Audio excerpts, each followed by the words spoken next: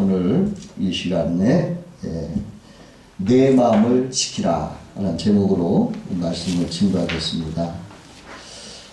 오늘 본문 23절에 보니까 모든 지킬 만한 것 중에 더욱 내 마음을 지키라. 생명의 근원이 이에서 남이라. 이렇게 말씀하셨어요. 성경에서 마음은 생명의 근원이다. 이렇게 말하고 있습니다. 마음이 그렇게 중요하다. 그 말입니다. 옛날 어느 나무꾼이 산에 나무를 하다가 발에 띠끔하고 뭔가 이렇게 물렸어요.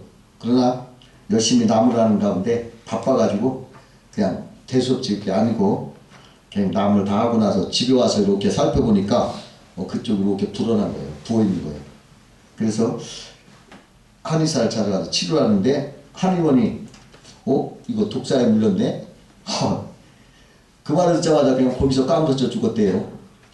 아니 독사에 물렸으나 괴롭지 않게 생각했을 때는 살았었는데 독사가 물었다 하니까 그 마음에 충격을 받아 그냥 거기서 죽었다는 거예요. 사람들의 마음 상태에 따라서 생명과 건강이 달라진다 이것입니다. 오래전에 어떤 일이 있었냐면 사형수가 2명 있었는데 실험을 했대요. 실화인가 거짓인가 모르겠어요. 그런데 그런 말이 있어요.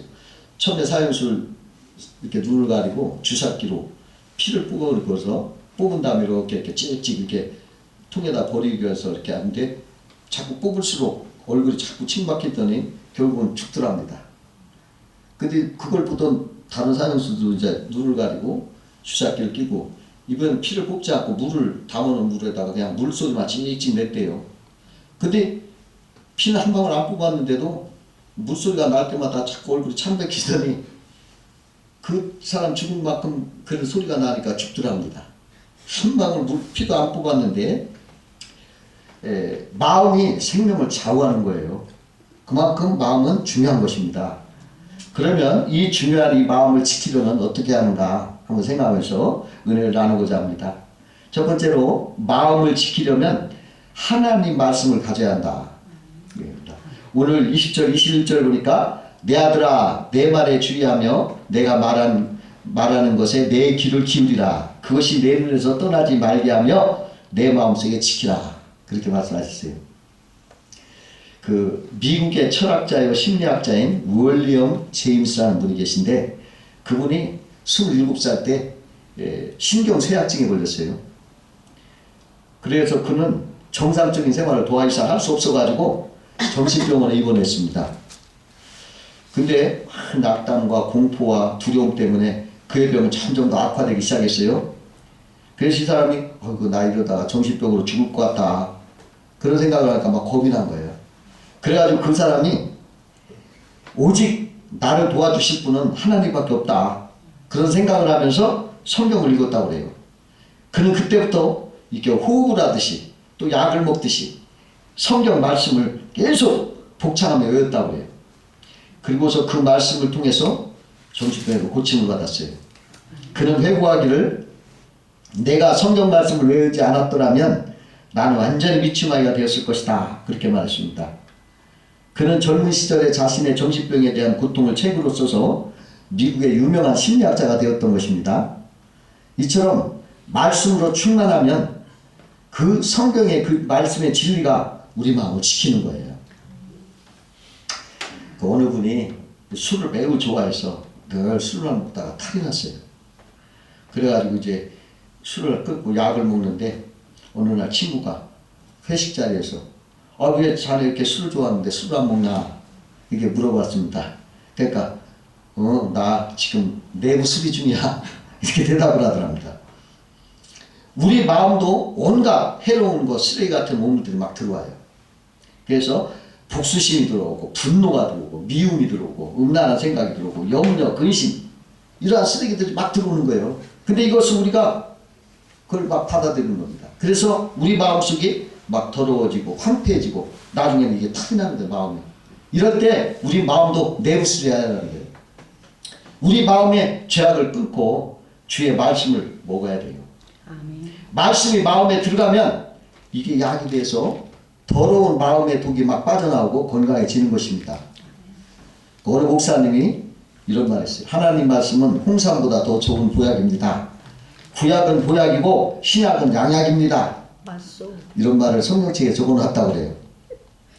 하나님의 말씀은 살아있고 운동력이 있습니다. 그래서 하나님 말씀이 사람 속에 들어가면 그 사람이 움직이는 거예요. 마음이 움직이는 거예요.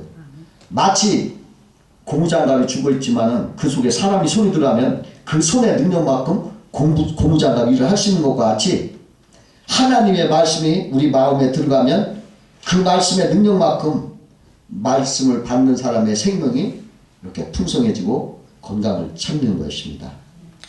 그 어느 어르신이 몸이 몹시 불편해서 말도 못하셨던 분인데 교회에 나오셨더래요.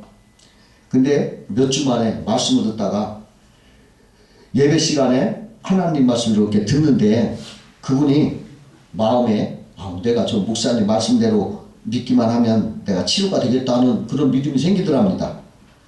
그리고 그 믿음대로 하나님이 역사하셔가지고 몸이 좋아지기 시작하더니 입도 열려서 말씀도 하게 되고 다시 건강을 찾았더라고요. 그 인도에서 아주 유명한 깽단 멤버 중에 라마드라는 유명한 사람이 있었어요.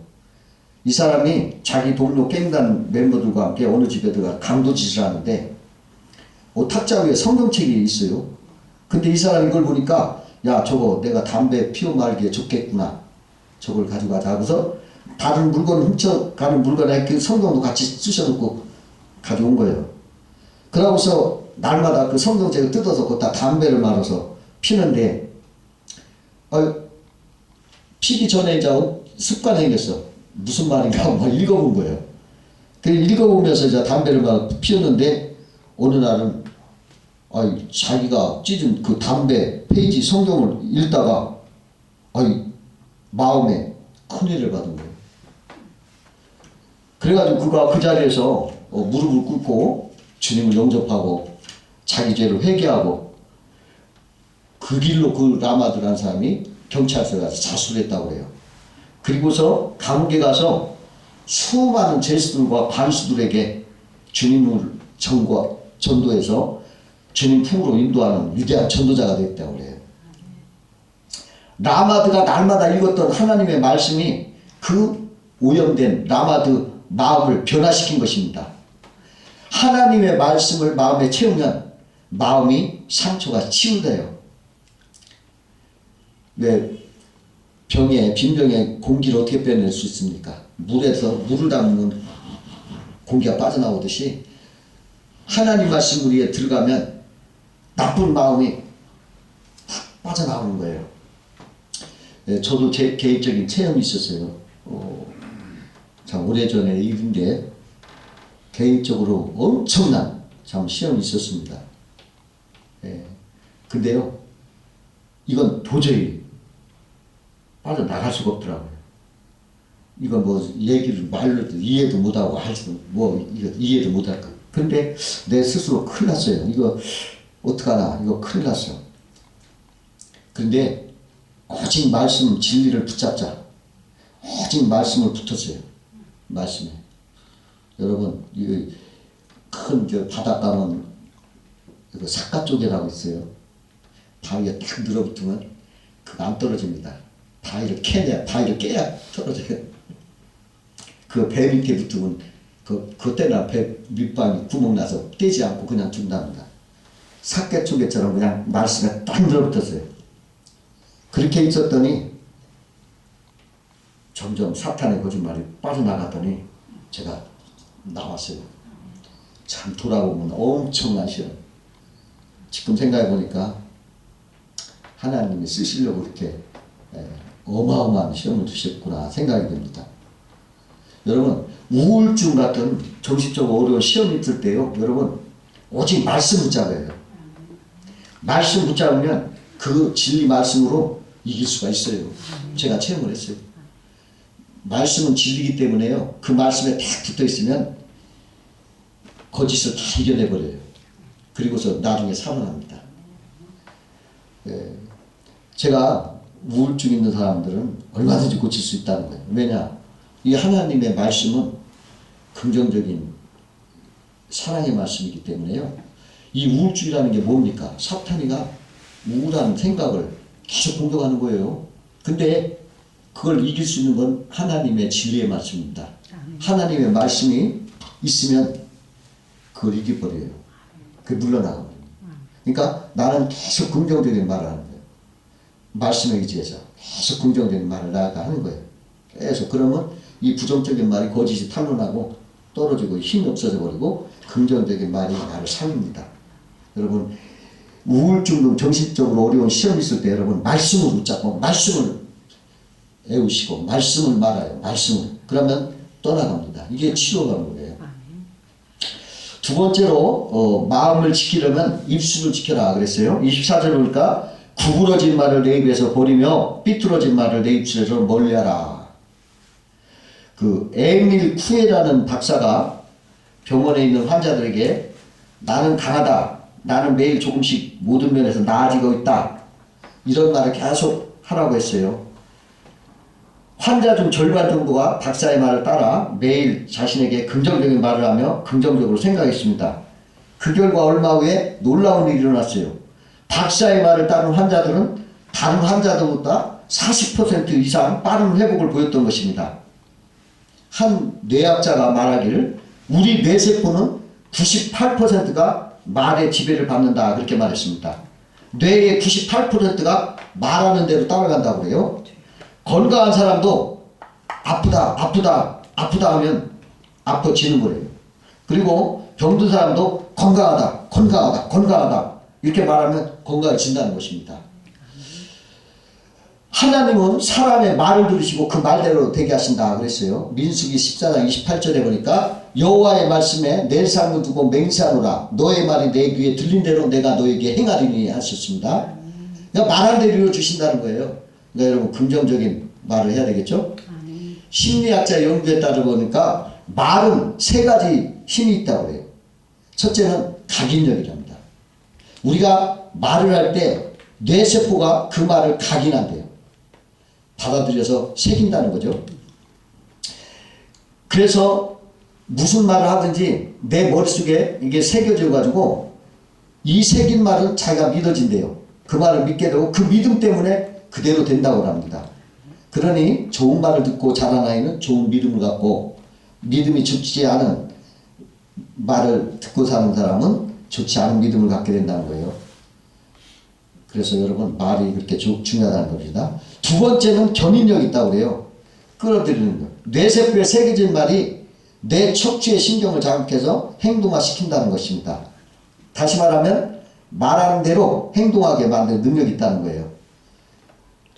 그래서 너는 참 착한 아이야 라고 말을 자주 들으면 그 아이는 자꾸 그 견인력으로 해서 착한 아이가 된대요.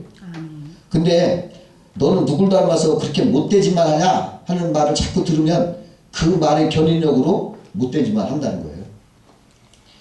또 세 번째로는 말의 성취력이 있다고 합니다. 성취력은 말을 하는 대로 이루어진 힘이라는 거예요.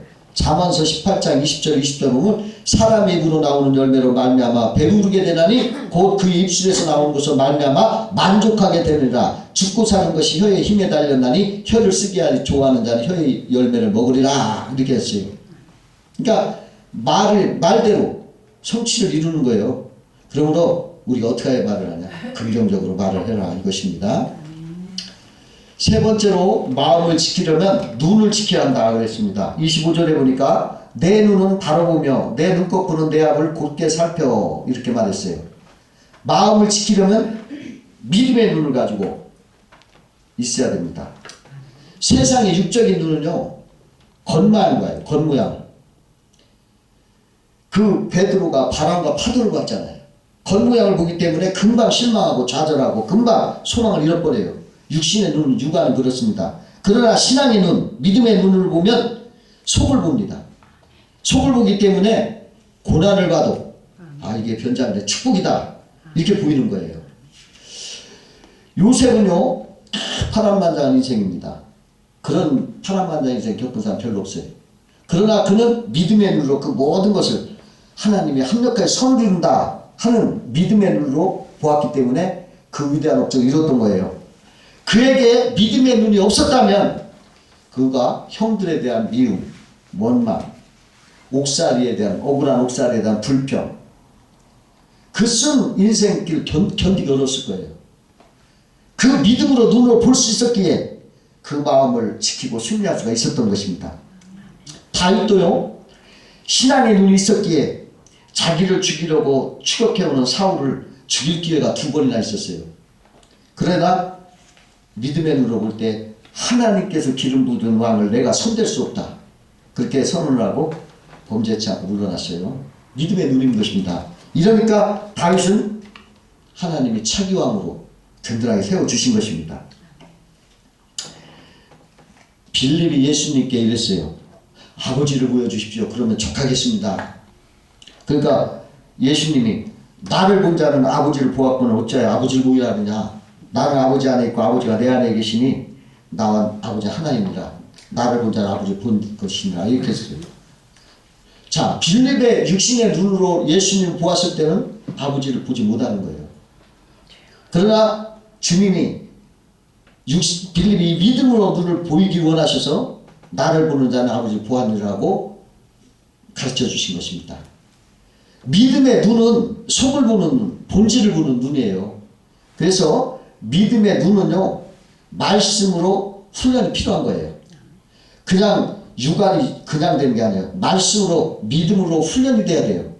뭘 사물을 볼 때 믿음의 눈으로 보려면 훈련이 있어야 돼요. 그냥 안 돼요. 그래서 눈이 말씀으로 개발을 시켜야 되는 것입니다. 언제가 어느 글을 보는데 어느 전도자가 산길을 가다가 큰 나무에 불이 붙은 걸 봤어요. 근데 이렇게 쳐다보니까 나무 꼭대기에 둥지가 있는데, 그 둥지에서 큰 새가 막 어찌할 바를 모르고 막 허둥지둥 너풀거리는 거예요. 왜냐? 자기 새끼가 불태 죽을까봐. 날지를 못하니까. 그러다가 결국은 자기 새끼를 자기 날개로 끌어안고 그 불을 자기가 날개로 자기가 타 죽더라도 그 새끼를 살리더라는 거예요. 그거 보고 그 사람이 창조주 하나님은 우리들을 저 죄악의 불에서 태워 죽을까봐 조바심하면서 저 새가 안절부절하듯이 우리를 살리려고, 그리고 자기의 품으로 품어서 자기를 희생해서 그 십자가 그 사랑으로 우리를 품어주시는구나 하고 깨달았다고 해요. 그게 믿음의 눈이죠. 나는 그걸 읽고 이런 생각을 했습니다. 하나님은 우리의 생명을 살리려고 우리를 도와주시는 사랑으로 계시는구나. 이렇게 눈으로 보는 듯 보여지더라고요. 그냥 육안으로 하나님 어떻게 봅니까? 영을. 그러나 믿음의 눈으로 보이는 거예요. 하나님이 나를 내가 불타 죽을까봐 그 날개 품으로 나를 껴안아줄 그 사랑의 도움을 가지고 나를 지켜보고 계시는구나 하고 내 눈으로 보는 것 같이 보였어요. 그게 믿음의 눈이에요. 여러분, 이 믿음의 눈을 가지셔야 돼요. 하나님이 어디 있냐, 어디가 보이냐, 이렇게 하는 사람, 이건 믿음의 눈에 전혀 없는 누가네요. 그러나 하나님은 지금 나를 도우시기 위해서 십자가 그 자기 희생하고 나를 품에 품어주시는구나, 이 사람으로 지금 보이는구나 하고 하는 사람이 믿음의 눈을 가진 사람인 것입니다. 여러분, 우리가 마음을 지키려면 이렇게 하나님이 나를 도와주시고 나를 사랑하시는 믿음으로 모든 걸 품어주시는구나 라는 믿음을 보고 눈으로 가지고 계셔야 지킬 수가 있는 것입니다. 네 번째로 마음을 지키려면 내 자아 개념이 분명해야 됩니다.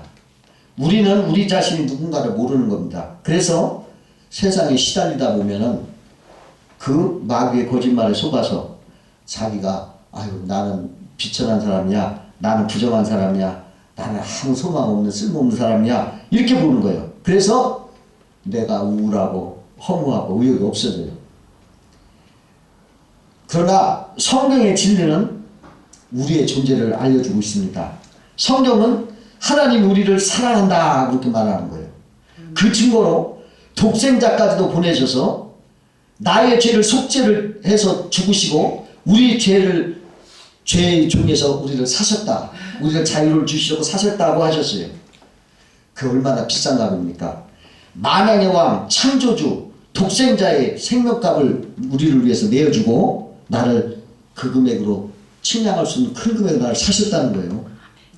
이 비싼 값으로 우리를 사셨으니 그만큼 우리가 존귀하고 우리가 하나님 앞에 대우받은 거예요. 우리 한 사람 한 사람을 천하보다 귀하게 여긴다는 것이 성경의 진리 말씀이에요. 이건 변하지가 않는 거예요. 근데 우리는 세상 속에서 조금 고생하고 좀 흔들린다고 나를 막 비하하고 나를 우울하게 생각하고 나를 막 소망 이렇게 한단 말이에요. 우리 존재를 막 싸구려로 넘긴단 말이죠. 그러지 말라는 거죠. 그 아프리카 어느 부족은요, 남자가 신부를 데려올 때 그냥 보통 소 한 마리 아니면 2마리래요. 그게 보통 통상. 근데 어떤 젊은이가 신부를 사랑하니까 소 9마리를 갖다 준 거예요. 그러니까 사람들이 막 어이구 바보라고 막 비난하는 거예요. 근데요, 그 신부가 자기가 고귀하게 대접받는 걸 알았어요. 아, 나는 9마리를 내가 이렇게 고귀한가 보다. 그래가지고 그 사람이 어떠한 여건에도 전기사로 가더라는 거예요. 그래가지고 그 나라에 존귀한 여인이 됐다고 그래요. 그 나라에서 유명한. 여러분, 그것처럼 여러분, 우리가 이 세상을 살다가 조금 시련이 오고 아픔이 있다고 고생한다고 조금 힘들다고 사탄이가 우리에게 막 거짓말해. 너는 안 되자. 너는 못 써. 너는 가치 없어. 막 이렇게 할 때 우리 실망하지 마세요. 하나님의 진리의 말씀에 굳게 서서 고귀하고 사랑받는 대접받는 나는 존귀한 하나님의 자녀로서 넉넉한 마음으로 여러분 마음을 지키시기를 축원합니다. 네, 저는요 이런 말씀으로 내 마음을 지켰습니다. 예수님께서 나는 포도나무에 너는 가지니 이 말을 하신 걸 난 붙잡았어요. 그래가지고 그 말로 나의 자의견을 바뀌었는데요. 아, 나는 포도구나 그 생각을 했어요. 아, 내가 포도구나. 여러분, 포도는요 사람이 먹으면 유쾌하게 돼요. 근심 걱정이 없어지고 즐거워져요. 그리고 포도는 또 치료제도 되고 또 양식도 되는 거예요. 또 포도주는요 핑크빛으로 왕의 식탁에 올라가서 아주 존귀합니다. 그렇게 감미롭고 존귀한 아름다운 존재라는 것을 내가 연상을 했어요. 아, 내가 그런 사람이구나. 그 성경의 진리를 보니까 또 포도나무와 가지는 하나로 붙어 있으니까 나의 뿌리는 주님이시구나. 그러므로 나는 주님의 일부분 가짐으로 같은 동질의 성품을 갖고 있구나. 그래가지고 아, 나는 만왕의 왕의 측근이다. 이런 생각이 들고, 그래서 그 예수님이 복덩어리고 생명덩어리고 사랑덩어리고 젠틀덩어리이기 때문에 나도 그렇구나. 이것을 내가 발견했어요. 그래가지고 그 말을 내 입술로 계속 얘기했어요. 그랬더니 나 속에 있는 부정적인 자아계는 싹 터너지고, 또 사탄이가 여러 가지로 갖고 와서 나한테 쓰레기를 주지만 그래도 자꾸 버리고 이제 긍정적이고 존귀하고 빛을 내고 향기나는 존재로 나를 바꿔버렸어요. 그게 얼마나 행복한지 몰라요. 전에는 내가 쭉쭉인 줄 알았어요. 아무 쓸모없고 아유 천덕꾸리 좀 미련하고 바보 같구나. 그렇게 나를 자책을 했던 사람이 아니다. 이게 사탄이가 이러는구나. 하나님 우리를 귀하게 여긴다. 자기 생명까지도 바꾸셨구나. 이렇게 비싸게 나를 대접하는데 또 포도나무 가지처럼 내가 포도구나. 얼마나 감미로운가. 먹으면 근심 걱정은 없어지고 유쾌하게 하는 향기로운 존재구나. 이런 인식이 되더라고요. 여러분, 내 생명의 존재값을 이렇게 높였다는 것이 그게 복 아닙니까? 그 돈 몇 푼 또 무슨 재물 뭐 이런 거 권력 뭐 이거 다 있다 없어지고 그거 있을 땐 좋고 없을 때는 서운한데 그건 다 그냥 없어지고 지나가고 변해요. 그러나 내 존재 생명이 이런 한번 보아요. 영원한 기쁨이 되는 거예요. 여러분, 내 존재감을 여러분들 확실히 아셔서 하나님이 나를 위해서 십자가를 주기까지 내 생명을 사셨구나. 이렇게 비싼 값이다. 아까 뭐 소 9마리 산 여자가 나의 소 1마리가 굉장히 존귀하구나 해서 어떠한 역동도 다 이고 존귀한 그 나라 여인이 됐다는데 소 1마리가 문제가 아니에요. 천하보다 더 귀한 값으로 여러분 사신 거니까 여러분 그러한 풍부한 마음으로 여러분 세상에 조금 이렇게 흔들리는 것들에 대해서 흔들리지 마시고 이러한 담대한 마음으로 믿음으로 사시기를 주의 이름으로 축원합니다. 네, 기도하겠습니다.